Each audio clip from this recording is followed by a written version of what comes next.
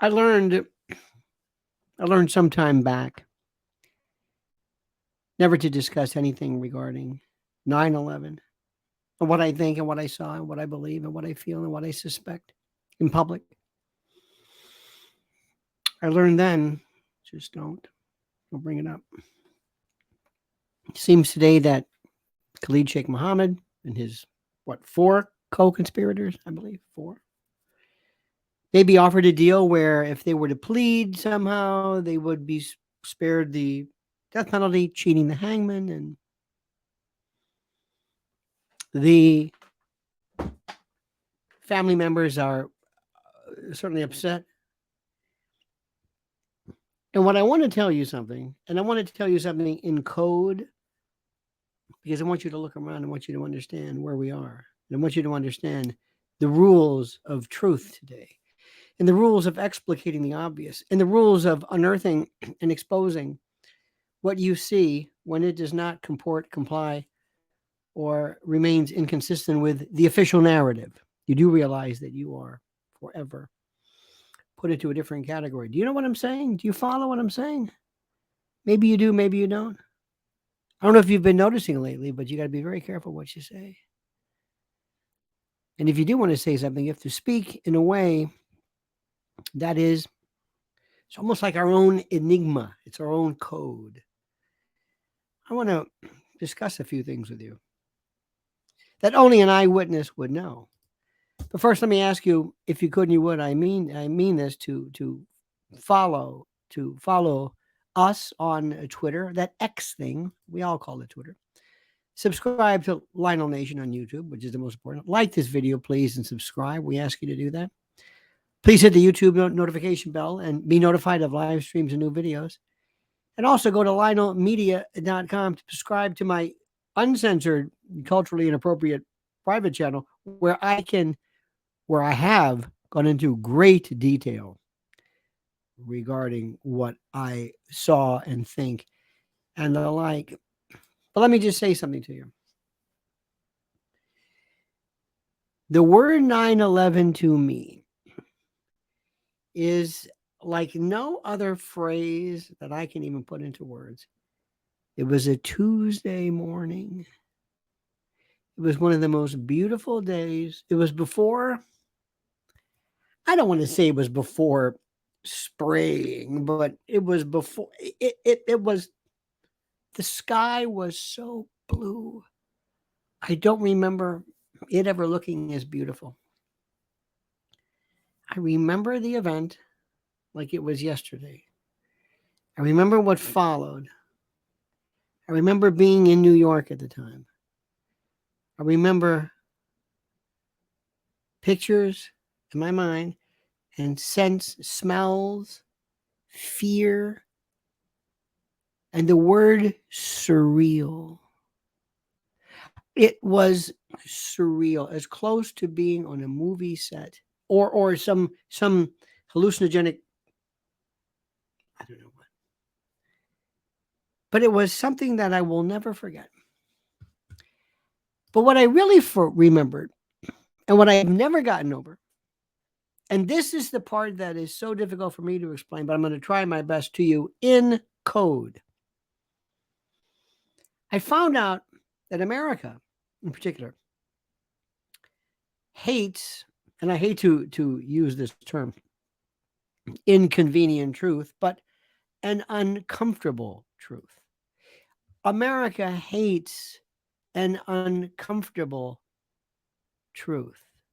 It has a difficulty.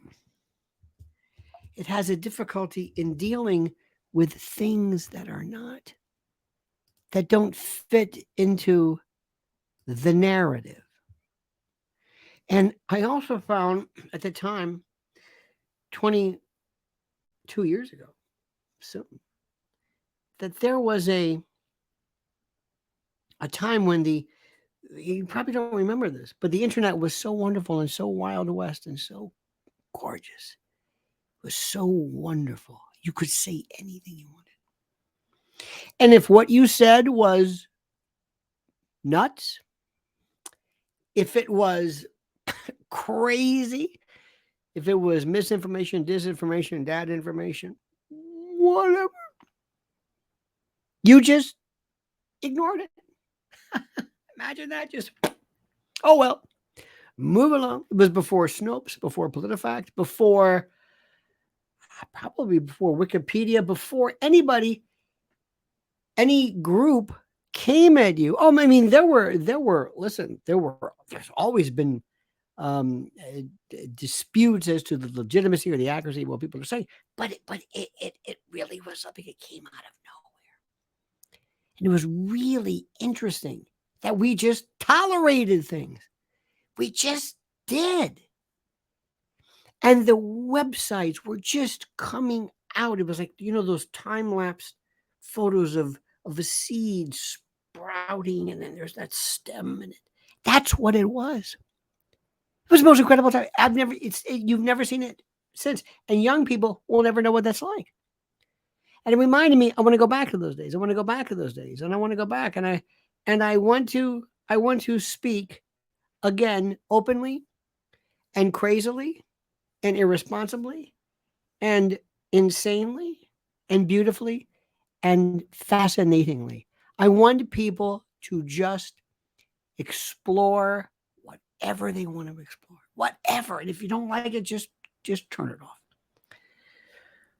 Non-exploitative, nothing involving children or small animals, nothing like that. Just somebody saying, I think such and such. Because what happened then, this is the narrative. What happened then was that they realized, listen carefully, the genie was out of the bottle. Social media was out of control. And they realized, oh my God. And also, it wasn't just them. Radio said, do you know what this means? This is when podcasting, I was one of the first podcasters ever. I'm not kidding you. I one time I was at a convention for Talkers Magazine, and I had to explain to people, what is a podcast?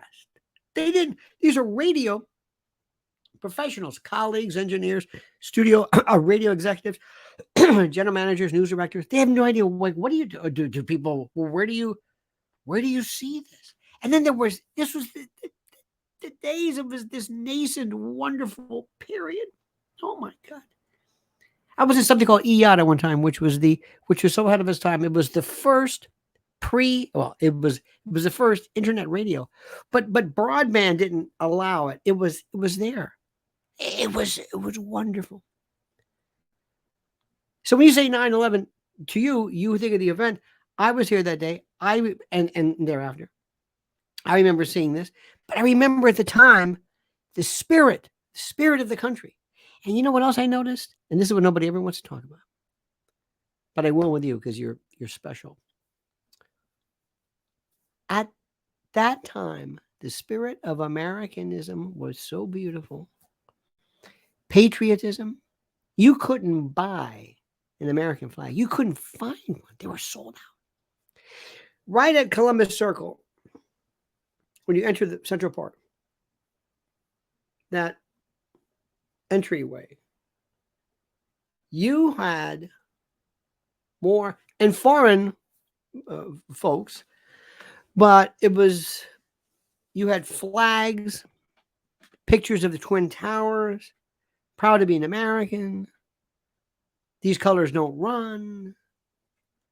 It was superb. We had that concert at Madison Square Garden where everybody came, the firemen. And here's my question for you, and answer this, please. Your comments are so wonderful, and I appreciate this. But answer this in the comment section. Do you think that if today, God forbid, if that horrible event happened today, just moving instead of 22 years ago, today, do you think there would be people rushing like the Pat Tillmans to join the armed forces, to lend a hand, to fight for freedom, to get back at the people who did this to us? Do you think there would be anything even remotely today? The answer is no. No. Those days, that sense of nationalistic pride is over. I don't know. It was terrible that something as terrible as that was required to cause us to coalesce, to come together in this adherence. But it was no. You're not going to see that today. You're not going to see this today. I can tell you stories, and like I said on my private channel, I have said this. I remember things. The smell, I keep telling you, New York had a smell.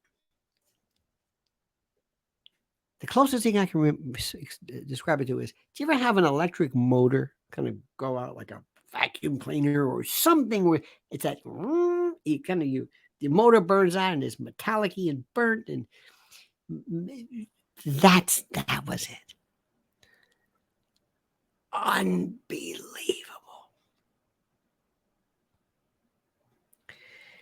And what happened was, while our sense of communal spirituality rose, our sense of patriotism, our sense of coalition,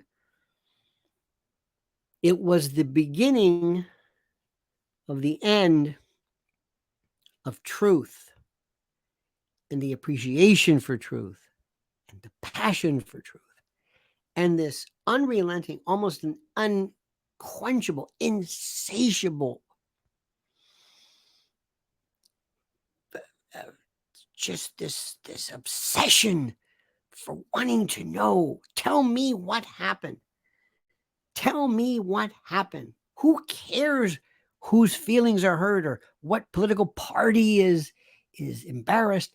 Tell me the truth. Those days are over. That's done. Our appreciation for truth died. The media, that cancer, that metastatic cancer that eventually has resulted in everything from cancel culture to political correct, to whatever you want to call it. Whatever you want to call this Stalin-esque dystopian world that we live in, whatever you want to call it, that was the beginning of the end. That was. So thank you, my friend. Please subscribe to the channel. Please like the video. Please hit that bell. You know the routine. And answer that question below. Answer. It's a great question. And your responses and your commentary is just terrific. If 9/11 happened today versus 22 years ago, what do you think would be the result today? Would you see a concomitant, resultant of flurry, a fusillade of people running to join and to join the ranks of the military? What do you think? What are your thoughts? Thank you so much for letting me into your head. And now comment as you see fit.